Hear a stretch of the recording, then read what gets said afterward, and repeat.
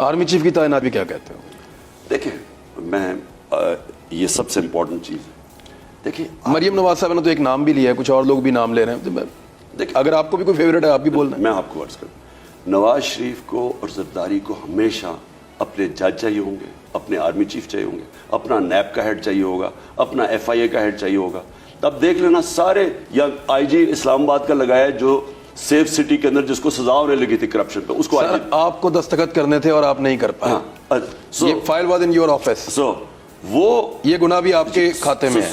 आप ये समझे ना कि ये चुन के उन लोगों को लगाते हैं, इसलिए नहीं मेरिट है, इसलिए कि उनको कोई उनकी कोई जाती फायदा हो, ये इनकी तारीख है।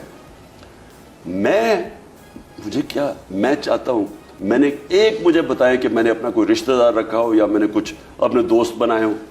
मैं मेरिट में बिलीव करता हूं। जो भी आर्मी चीफ है मुझे फर्क ही नहीं पड़ता, मेरिट पे आए। जो जजेस हैं मेरिट के ऊपर आए, FIA का हेड मेरिट पे आए, IB का हेड। मेरिट से कौमें उठती हैं। ये तो कौमों को तबाह कर रही है। पहले चोरी करके तबाह करते हैं, फिर चोरी को बचाने के लिए ये इदारों को तबाह करते हैं, अपने ये इस तरह के लोग ऊपर रख के।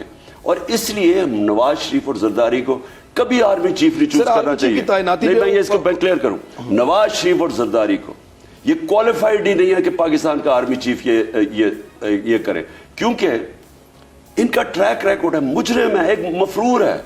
ये कैसे मुल्क का इतने बड़े ओहदे की जो नेशनल सिक्योरिटी के ऊपर होता है, ये कैसे उसका हेड चूज कर सकते हैं? सर, आर्मी चीफ की तैनाती को लेकर पाकिस्तान की सियासत के अंदर भूचालों की एक तारीख है पूरी। आपको लगता है इस तरीकाकार को तब्दील किया जाना चाहिए? मेरे ख्याल में देखिए, ये जो सारा इशू हुआ है आर्मी चीफ का, आप देखें ना, इंग्लैंड के अंदर या अमेरिका में या कहीं, मैंने तो कभी जिंदगी में पढ़ा ही नहीं कि आर्मी चीफ हमारे यहाँ तो यही होता है। हम तो जब से एक साल से ड्रामा चल रहा है, बताना शुरू किया, यही देख रहे हैं। एक साल से ड्रामा चल रहा है, कौन बनेगा, ये होगा वो होगा। ये इशू ही नहीं होना चाहिए। ये जब आपके मुल्क के इदारे मजबूत होते हैं, ये नॉन इश्यूज बन जाते हैं। हमारे इदारों को मजबूत करने के लिए और इदारों को किसने तबाह किया? 30 साल से ये दो खानदान बैठे हुए हैं। आज मुल्क की जो अपनी करप्शन बचाने के लिए और करने के लिए इदारों ने उनको तबाह कर दिया। इन्होंने कब इन्होंने मेरिट पे सिलेक्शन की? सारा तो उनका टब्बर ऊपर आके बैठ जाता है। आप मुझे बताएं कि दार जैसा आदमी जो मफरूर मुल्क से, उसको बैठ के आगे आपने फाइनेंस मिनिस्टर बना, कौन सी मेरिट है यहाँ?